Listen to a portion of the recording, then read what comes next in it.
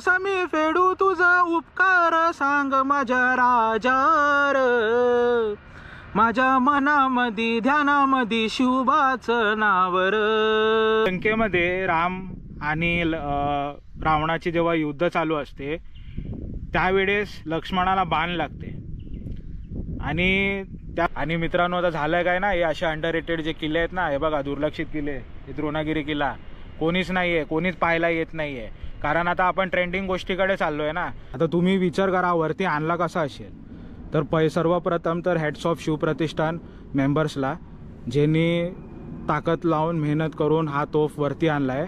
काय करू काय समजत नाही आहे, काय करू, मोठा प्रश्न पडला आहे बघा। तर जय शिवराय मित्रांनो, तुम्ही सर्व कसे आहात? बरे आता आय होप तुम्ही सर्व खुशाल असणार। तुमचा सर्वांचं स्वागत आहे माझ्या यूट्यूब चॅनलमध्ये।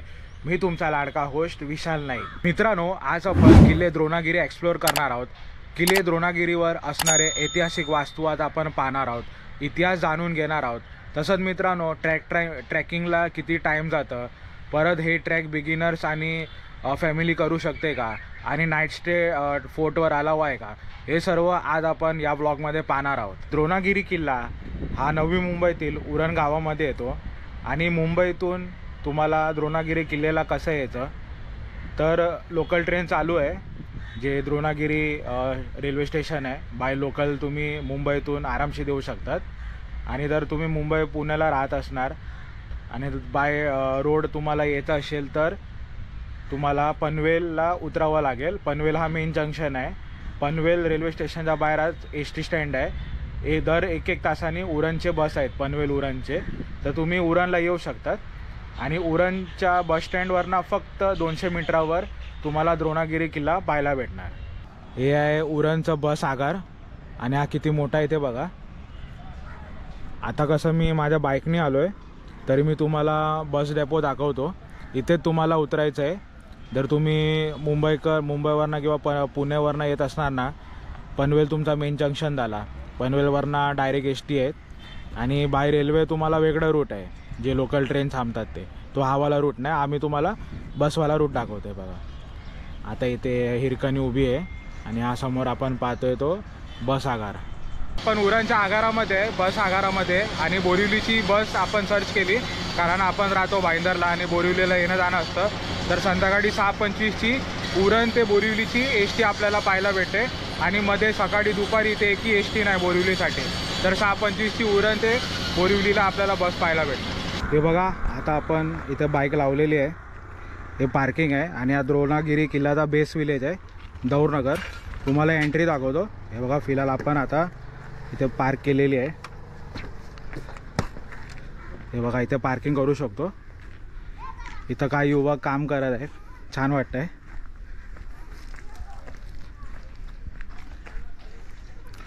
आणि हे बघा, हाच तो बेस विलेज आहे किल्ले द्रोणागिरीचा, म्हणजे इकडनं आपल्याला आज जायचं आहे किल्ल्यावर, आणि एंट्रीलाच महाराष्ट्र शासनचा इकडे आपल्याला फलक पाहायला भेटतोय। तर हे आपलं बेस विलेज आहे दौरनगर आहे बघा, इथं बघून घ्या। असे जे आत गावातली घरं आहेत, याच्या आत पार करून आपल्याला वरपर्यंत जायचं आहे। किल्ल्याला जाण्यासाठी आपला पहिला पायवाट आहे, आणि इथे बघा किल्ले द्रोणागिरीवर आपले स्वागत आहे। आणि इथे ONGCचे प्लांट आहेत ना, ते बघा ONGC प्लांटचे फोटो व्हिडिओ काढण्यास सक्त मनाई आहे। तर हे सर्व कंडिशन्स दिलेले आहेत, जसं काय धूम्रपान करू नये, कुठेही आग पेटवू नये, गडावर कचरा करू नये, हे खूप छान लिहिलेलं आहे। हे आपल्याला पहिला फलक पाहायला भेटतो, ते फॉलो करा। हे सर्व फालतूगिरी करू नका, हे ONGC वगैरेचं फोटोग्राफी वगैरे, नाहीतर रेस्ट्रिक्शनमध्ये तुम्ही येऊन जाणार। आणि असा मार्ग आहे आपल्याला किल्ल्याला घेऊन जातो, हा वाला पायवाट असा। हे बघा मित्रांनो, आपण फक्त 1 मिनिट चढाई केली, आणि 1 मिनिट चढाई केल्यावरच पहिला आपल्याला इथे किल्ले द्रोणागिरीचा छान इतिहास पाहायला भेटतो। किल्ले द्रोणागिरीची समुद्री सपाटीपासून जी उंची आहे ती 910 फूट आहे, प्रकार आहे गिरिदुर्ग। आणि हे बघा इथं संपूर्ण इतिहास लिहिलेला आहे, तरी मी तुम्हाला इतिहास परत सांगणार आहे। आणि हे बघा आपल्याला ना पायथ्यालाच, म्हणजे जो आपण गडाला वरती चालताना सुरुवात केली त्यावेळेस आपल्याला इथे चपेटदान मारुतीचे दर्शन होतात। हे बघा, आणि कमीत कमी मित्रांनो 5 ते 6 फूट ही मूर्ती असावी। मस्त वाटते बघा चपेटदान मारुती। आणि याच्या बाजूनेच आपल्याला हा रस्ता पकडून वरपर्यंत जायचं आहे बघा असं। सुरुवातीला तर 5 मिनटं फिलहाल ना आपल्याला सरळच चालायचं आहे, असं काय असं स्टीप नाही, वरती क्लाइंब नाही करायचं आहे, सरळच चालायचं आहे बघा।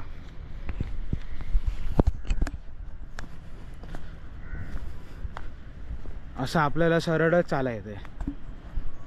असे जे पायवाट आहेत ना त्याच्यामध्ये बघा खालच्या बेसला ना इथे लाकडं लावलेली आहेत, तर हे खूप भारी वाटलं। किल्ल्याचा इतिहास असा की मित्रांनो, हा जो किल्ला होता ना हा देवगिरीच्या यादव यांच्या शासनामध्ये होता। त्यानंतर इथे पोर्चुगीज आले। 1530 साली पोर्चुगीजांनी या किल्ल्यावर थोडी डागडुजी केली। 1535 साली पोर्चुगीजचा फादर एंटोनाडो पोर्टो यांनी या किल्ल्यावर 3 चर्च बांधले, नोसा पेनोरा, डा पेन्हा आणि सॅन फ्रान्सिस्को। त्यानंतर हा किल्ला मित्रांनो 16व्या शतकात आदिलशाच्या ताब्यात गेला आणि आदिलशाच्या ताब्यात हा बराच काळ हा किल्ला होता। त्यानंतर हा ब्रिटिशांकडे गेला आणि फायनली 10 मार्च 1739 साली स्वराज्याचे सरकेल मानाजी आंग्रे यांनी हा किल्ला स्वराज्यात सामील केला।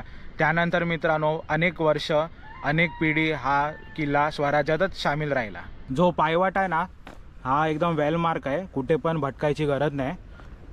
तर सिंपल आहे एकदम, इथं असं काही भटकायची गरज नाही, कुठेही वेडे वाकडे वळण नाही आहेत, सरळ रस्ते आहेत।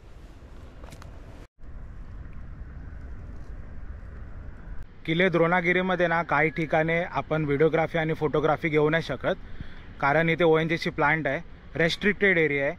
जर तुम्ही असं जर रेस्ट्रिक्टेड एरियामध्ये व्हिडिओग्राफी वगैरे केली ना तर तुमच्यावर गुन्हा दाखल होऊ शकतो। तर बहुतेक हे करू पण नका, आणि खास करून आपल्यासारखे स्मॉल यूट्यूबर्स आहेत त्यांनी तर करू पण नका। उगीच चॅनलमधून आपण कोणी पाहिलं या ठिकाणी तर उगीच रिपोर्ट वगैरे येणार, चॅनल बँड होण्याची पण शक्यता आहे। तर असं काही करू नका। जे रेस्ट्रिक्टेड एरिया तिथे व्हिडिओग्राफी फोटोग्राफी काढू नका। बाकी किल्ल्यावर तुम्ही कुठेही फोटोग्राफी व्हिडिओग्राफी करू शकता। हा ट्रॅक फॅमिली किंवा बिगिनरसाठी कसा ठरू शकतो आणि आपण नाईट स्टे वगैरे या किल्ल्यावर करू शकतो हे तर मी तुम्हाला ट्रॅक कंप्लीट केल्यावर तुम्हाला मी नंतर लास्टला सांगणार की इथे काय पॉसिबिलिटी आहेत, तुम्ही करू शकतात का नाही करून। हे बघा आपल्याला ना इथे मोठे मोठे खडक पाहायला भेटत आहेत दगडांचे। हे बघा हे पुरातन खडक आहेत, आणि मुख्य म्हणजे ना इथे बघा इथे कुठलं तरी देव स्थापन केलेलं आहे। मला आयडिया नाही, दगड आहे आणि त्याला कुमकुम बिंगुम लावलं आहे आणि इथे पूजा पण केलेली आहे। तर आपल्याला फिलहाल आयडिया नाही कुठलं देव आहे, पण तुम्हाला एक गोष्ट इथे दाखवतो मी। हे बघा इथे गोल्डन धबधबा लिहिलं आहे, हा छोटा तुम्हाला एक पेपरमध्ये बघा गोल्डन धबधबा लिहिलं आहे। तर आय थिंक जे पावसामध्ये वॉटरफॉल होत असेल तर हा पूर्ण सेक्शनमध्ये पाणी पडत असेल, म्हणून ह्याला असं गोल्डन धबधबा नाव ठेवलेलं आहे। आता हे तर आपल्याला पावसामध्येच इथे आल्यावर हे काय ते सत्य कळणार। फिलहाल तर इथे असं लिहिलेलं आहे बघा, गोल्डन धबधबा आहे बघा सफेद याच्यामध्ये। हे बघा मित्रांनो असा वरती मार्ग जातो आणि आपल्याला बाजूला इथे बघा विरगड पाहायला भेटतात, आणि विरगड पण खूप छान अवस्थेमध्ये आपल्याला पाहायला भेटतोय बघा। बरं इथे बाजूला पण एक आहे, हे बघा मूर्तीला जर आपण रंग लावला ना तर खूप छान दिसेल हा विरगड, मस्त वाटतं बघा। इथे बघा 2 रस्ता जातोय, एक असा वरती जातोय आणि एक असा जातोय। तर मी तर विचार करतो की हा वालाच पकडूया, कशाला वेलमार्क आहे, लाकडं असे खालती रचलेले आहेत म्हणजे स्टेप्स बनवले गेलेत, तर हा वालाच पकडूया। हा वाला पण धरू शकतो पण मला आयडिया नाही। झाडाचं मूळ सकट हा मोठा झाड पलटी झालेला आहे, मला वाटतं ना बहुतेक जोरात तुफान झालं असेल, जोरात वारा आला असेल आणि याचे मूळ कमजोर असतील, म्हणून हा बघा ना पूर्ण असा पलटी झालाय बघा, खालपर्यंत पडलाय हे बघा।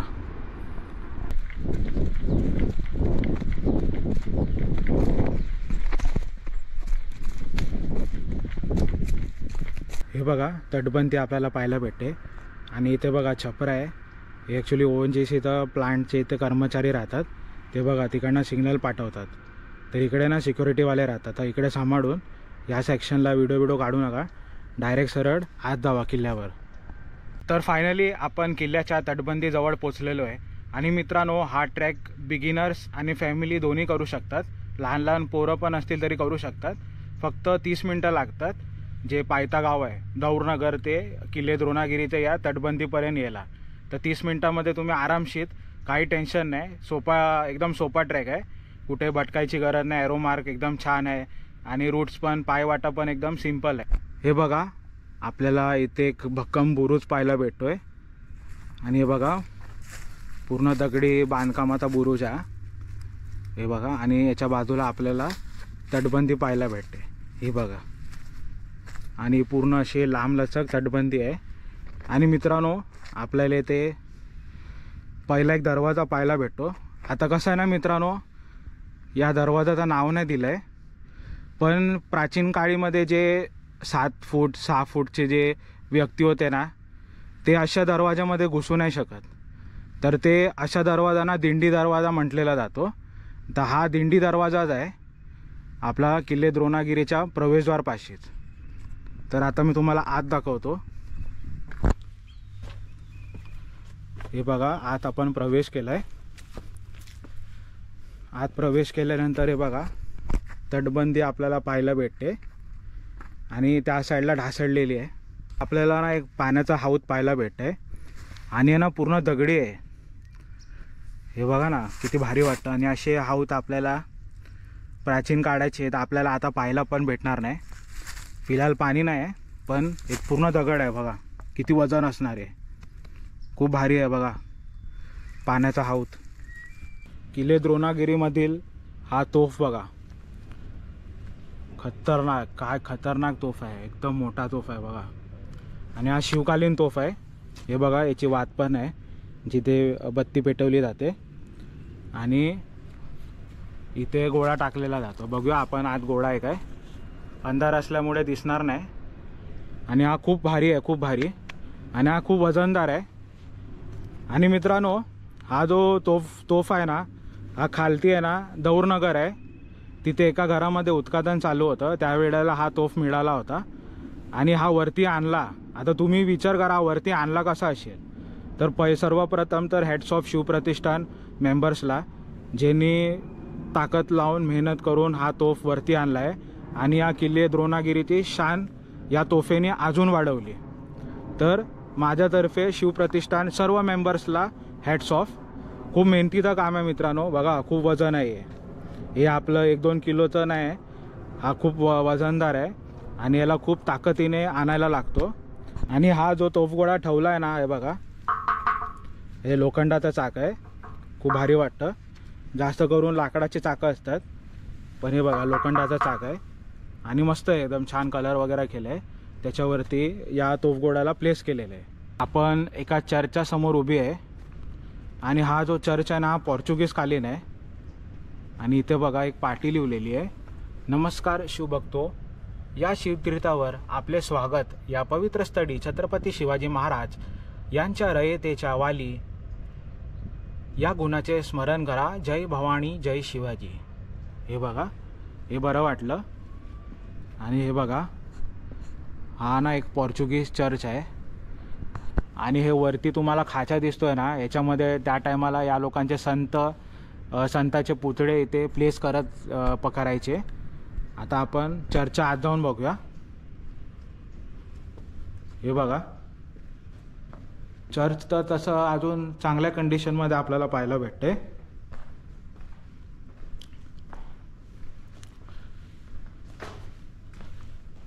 हे बघा इथे इटांचं काम आहे आणि दगडींचं पण काम आहे, हे पोर्चुगीज कालीनच बांधकाम आहे आणि असा काहीतरी एक गेट बाहेर पडतो। तुम्हाला जर पोर्चुगीज कालीन चर्च पाहायचे असतील तर माझा वसईचा ब्लॉग आहे, मी तुम्हाला नोटिफिकेशनला टाकून देतो. तर वसईच्या किल्ल्यामध्ये आपल्याला 7 पोर्चुगीज कालीन चर्च पाहायला भेटतात. सेम कंडिशन आपल्याला द्रोणागिरी किल्ल्यामध्ये पण पाहायला भेटते. हे बघा मित्रांनो, चर्चच्या बाजूला आहे ना आपल्याला पाण्याचा टाकी पाहायला भेटते. आता याच्यामध्ये ना मित्रांनो 2 सेक्शन होते आधी, तर आता जॉईन केलेले आहेत. तर हा जो सेक्शन आहे ना इथपर्यंत, ह्याला गगोनी म्हटलेलं जातं आणि या साईडला गिजोनी म्हटलेलं जातं. पहिलं कसं ना अलग अलग होतं, आता याला जॉईन करून टाकलं. आणि हे बघा मी तुम्हाला पाणी दाखवतो. गगोनी आणि गिजोनी पाण्याच्या टाक्यामध्ये पाणी कसं आहे ते बघा, हे साफ आहे.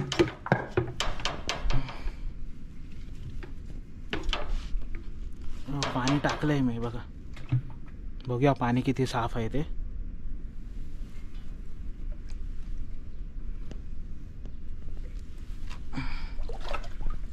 अरे बापरे, एका हाताने गोप्रो आणि एका हाताने उचलायचं कठीण काम आहे बघा.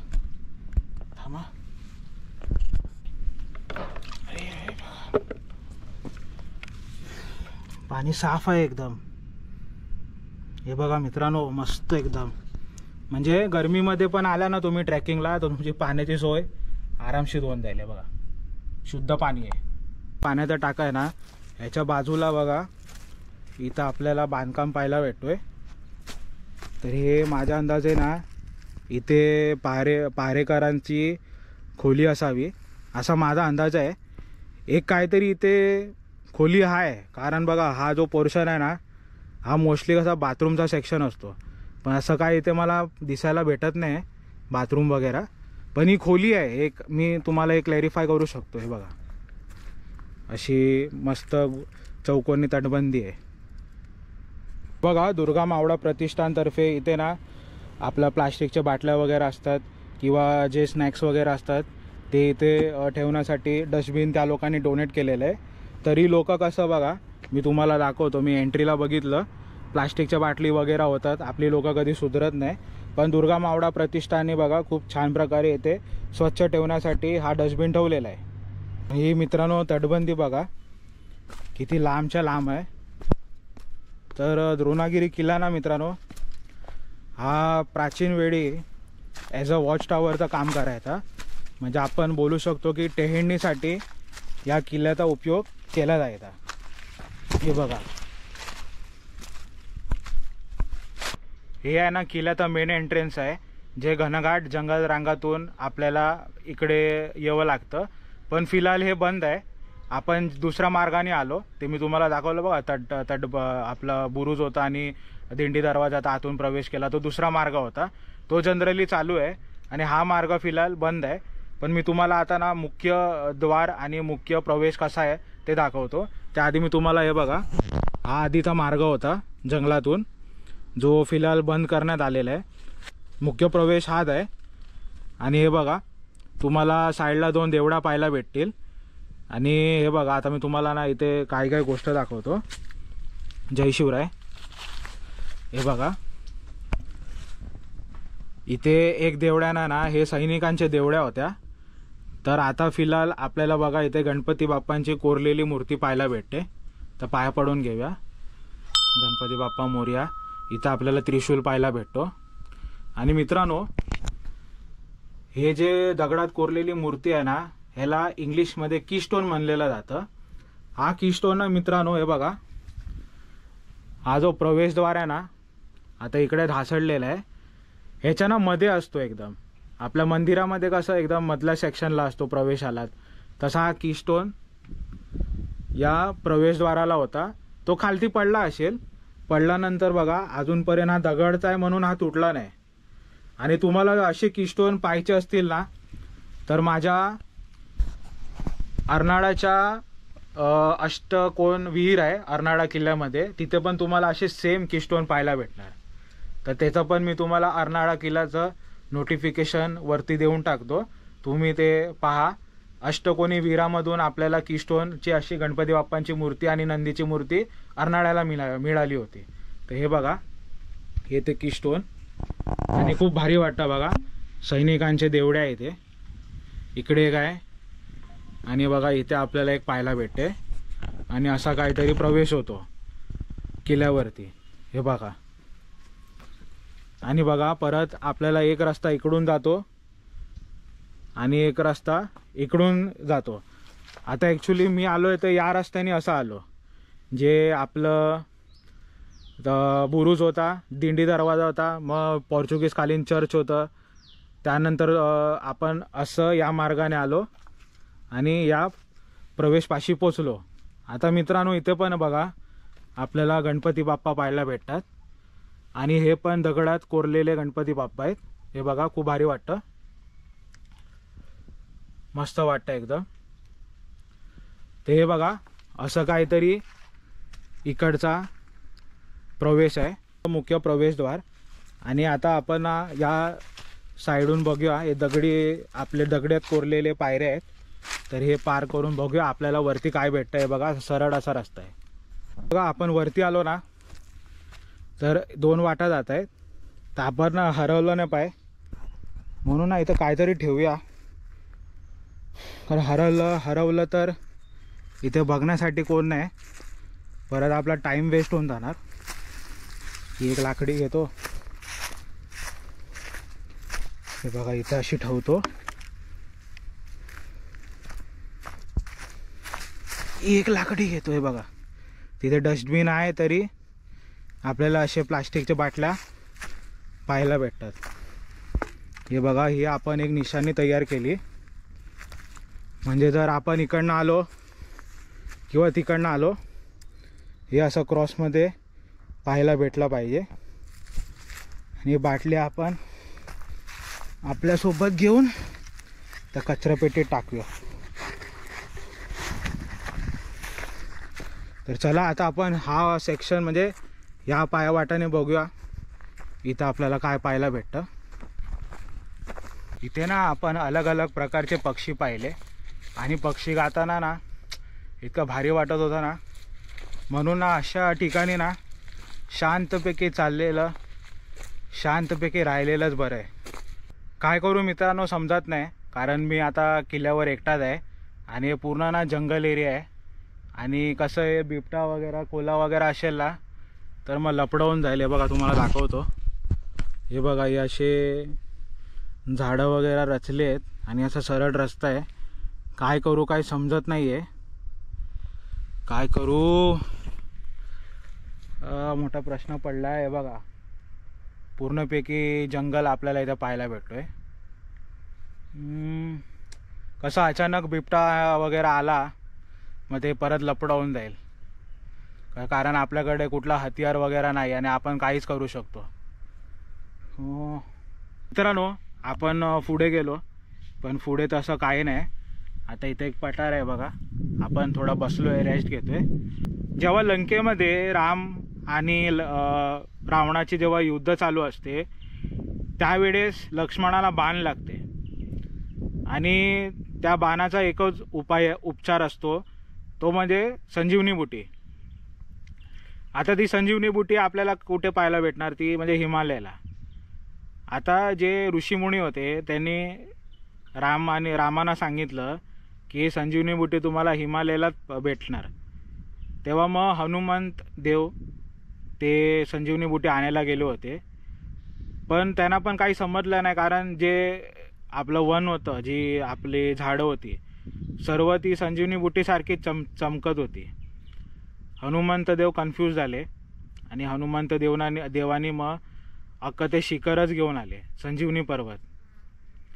आणि ते पर्वत घेऊन येताना या परिसरमध्ये त्या पर्वतीचा एक तुकडा या उरणच्या टोकेला पडला आणि ह्याला नाव दिलंय द्रोणागिरी. आता असे अनेक यूट्यूबर्स म्हणतात. मला पर्सनली ना मित्रांनो हे जे मिथ्स असतात हे कुठेही आपल्याला आपलं कुठल्याही पुराणमध्ये आपलं काली पुराण किंवा कुठल्याही पुराणामध्ये आपल्याला हे सर्व सापडत नाही, कुठल्याही ग्रंथामध्ये हे सर्व लिहिलेलं नाही आहे. हे आपलं मानव आपण पसरवलं आहे, मानव लोकांनी आपलं बनवलेलं आहे. ती गोष्ट घडली ती खरी आहे कुठली, जेव्हा रामाची आणि रावणाची आणि हनुमंतरायांची. पण आपण जे लोकांना सांगतो की बाबा उरणला बघा असं द्रोणागिरी असं झालं होतं आणि एक दगड इथं पडला आणि याला द्रोणागिरी नाव आहे. हे टोटली फेक आहे. दुपारचे 1 वाजायला आले आणि आता मी पूर्णपैकी किल्ल्याला 360 डिग्री फेरे मारून घेणार आहे. तर तुम्हाला दाखवण्यासाठी आपण थोडी आता कसरत करूया. हे बघा कोणच नाही आहे बघा इकडे. हे बघा पूर्णपैकी द्रोणागिरी किल्ला खाली आहे, कोणच नाही आहे. इथे ना अनेक वाटे आहेत, अनेक रस्ते आहेत, तर ना भटकायला होऊ शकतं. तर आता आपण जो लकडी लावली होती, दांडी 2 रचले होते, त्या ठिकाणी चाललेलो आहे. कारण या ठिकाणी तर मला काय असं स्पेसिफिक सापडलेलं नाही आहे एवढं शोधून. पण मित्रांनो, आज आहे 24 डिसेंबर मंगळवार आणि पायथ्यापासून ते जे किल्ल्याच्या आपण तटबंदीजवळ आलो ना, त्या वेळेला आपल्याला एकही मनुष्य इथे सापडला नाही आहे, एकही ट्रेकर आपल्याला इथे पाहायला भेटला नाही. कारण कसं पाहणार ना, आपण आता ट्रेंडिंग गोष्टीकडे जास्त वळण घेतोय ना. जसं का आता किल्ले वसोट आहे, ट्रेंडिंग झालं आहे, तिथे गर्दी झाली. हरिश्चंद्रगड होतं, कोकण काढा, झाडं झुडपं टाकतात, प्लास्टिक टाकतात, मग ते प्लास्टिक आणि झाडं झुडपं असे हवेनी वरतं येतात. लोकांना वाटतं जादू आहे, काहीतरी नॅचरल आपलं गोष्ट घडते, रील व्हायरल दुनिया. मग तिकडे हरिश्चंद्रगडाला येते, कळसूबाई आहे, आता क्लाउड गॅदरिंग होत आहे, रील्स व्हायरल होतात, लोक येतात. बाकी गरमीमध्ये कळसूबाई कोणी करत नाही. आपला रतनगडला पावसाळीमध्ये कारवी फ्लावर काढत होते, कानाला लावत होते, डोक्याला लावत होते, फुलांची नासाडी केली. आणि मित्रांनो, आता झालं काय ना, हे असे अंडररेटेड जे किल्ले आहेत ना, हे बघा दुर्लक्षित किल्ले, हे द्रोणागिरी किल्ला कोणीच नाही आहे, कोणीच पाहायला येत नाही आहे. कारण आता आपण ट्रेंडिंग गोष्टीकडे चाललो आहे ना. आता बघा गुगलमध्ये जर हे तर टाकलं ना, अंडररेटेडमध्ये येतो हा दुर्लक्षित. समजलं काय? दुर्लक्षित म्हणजे लक्षमध्ये नाही येणारा किल्ला असं झालंय कंडिशन. मग तुम्ही कधी लक्ष आणणार? म्हणून मित्रांनो बोलतोय, ट्रेंडिंग किल्ले करा आणि इतर किल्लेही करा, मग कसं हे लक्षित होणार, दुर्लक्षित नाही होणार. तर विनंती आहे, महाराजांचे सर्व गडकिल्ले एक्सप्लोर करा. सर्व गडकिल्ल्यांचा इतिहास आपला सर्व गडकिल्ल्यांचा आपला इतिहास आहे आणि सर्व गडकिल्ल्यांचा इतिहास ना खूप भारी आहे. तर एक विनंती आहे की सर्व गडकिल्ले प्रामाणिकपणे करा. तर मित्रांनो, तुम्हाला मी एक लांबून ओव्हरलुक देतो. आपण तिकडनं आलो, आपल्याला बुरुज भेटला, तटबंदी भेटली, मग आत दिंडी दरवाजाने प्रवेश केला आहे. बघा हा चर्च आहे. असं आलो, मग असं आपण खालती गेलो. हे बघा, हे असं आपण खाली गेलो आणि खाली आपल्याला मुख्य द्वार म्हणजे मुख्य प्रवेश भेटला. तिथे 2 देवड्या पाहायला भेटले, गणपती बाप्पांचे कीस्टोनची मूर्ती पाहायला भेटली. मग असं आपण वरती गेलो. तिकडे आपण शोधायचा प्रयत्न केला. तिथे बोललेलं जातं की बहीणभाऊ हाऊद आहे आणि वेताळदेव आहे, पण जंगल कसं घनघाट आहे आणि मी एकटा असल्या कारणाने मी रिस्क नाही घेतली. आणि हे सर्व अशी लांब तटबंदी आहे. आणि असं बघा, इथे लास्ट आपल्याला भगवा ध्वज लहरताना दिसतोय. मित्रांनो, द्रोणागिरी किल्ला पूर्णपैकी पाहून झालेला आहे आणि आपल्याला इथे पाहण्यासारखे ऐतिहासिक वास्तू ते म्हणजे बुरुज, तटबंदी, दिंडी दरवाजा, पोर्चुगीजकालीन चर्च, गजोनी पाण्याचा हाऊत, मग आपल्याला मुख्य द्वार, कीस्टोन गणपती, देवड्या आणि मी फाइंड करत होतो वेताळदेव आणि बहीणभाऊ हाऊत, पण ते मला काय सापडलं नाही. एकदम लांब आहे ते आणि मी आज एकटा आहे. उगीत वन्य प्राणी काय असेल अटॅक करणार म्हणून मी रिस्क नाही घेतली. जेव्हा नेक्स्ट टाइम मित्र येतील त्या टायमाला आम्ही हा किल्ला परत एक्सप्लोर करू आणि बहीणभाऊ हाऊद आणि वेताळदेवाचे दर्शन करून घेऊया. तर आपल्याला फिलहाल इतकं ऐतिहासिक वास्तू आपल्याला किल्ले द्रोणागिरीमध्ये पाहायला भेटते. आणि मुख्य आकर्षण म्हणजे शिवकालीन तोफ. चष्मा पण तुटला, पाय लागला आणि चष्माचा जो साईडचा असतो ते तुटून गेलं. आता मी काय नवीन घेणार नाही आहे, कारण आपलं चॅनल मॉनिटाईज फिलहाल झालं, हाफ मॉनिटाईज झालं आहे. तुमची जर माझ्यावर कृपा असणार तर ते पण होऊन जाणार. आणि मित्रांनो, सपोर्ट करा छोटे क्रिएटर्स लोकांना. जसं काय मी एक आता फ्रेश यूट्यूब कंटेंट बनवतो आणि सपोर्ट करा. तुम्ही जसे मोठे यूट्यूबर्स लोकांचे व्हिडिओ पाहतात तसे छोटे यूट्यूबर्सांचे पण पहा, त्यांना सपोर्ट करा, सबस्क्राईब करा नवीन असाल तर. कारण आता बघा माझी अर्निंग चालू झालेली नाही आहे. तर आता असं आपल्याला दिवस ढकलायचे आहेत, काय करणार. जेव्हा अर्निंग होईल तेव्हा मजा करू, ते तर सर्वच करतात. तर मित्रांनो सपोर्ट करा, सबस्क्राईब करा तुम्ही जर माझ्या चॅनलला नवीन असाल तर आय होप मित्रांनो तुम्हाला हा व्हिडिओ आवडेल. तसंच मित्रांनो तुम्हाला जर किल्ले द्रोणागिरीची काय माहिती हवी असेल तर मला बिनधास्तपणे कमेंट करा. कमेंटमध्ये आपला तुरंत रिप्लाय येऊन जाणार. आणि तुम्ही जर माझ्या चॅनलवर नवीन असाल तर चॅनलला फटाफट सबस्क्राईब करा. आणि मित्रांनो किल्ले द्रोणागिरीला या, खूप नॉर्मल ट्रेकिंग आहे. आपलं बिगिनर्स, फॅमिली, लहान पोरं एकदम फ्रीली येऊ शकतात, काही रिस्क नाही, आरामशीर या. हां, आणि मुख्य म्हणजे ना इथे नाईट स्टे अलाउ नाही आहे.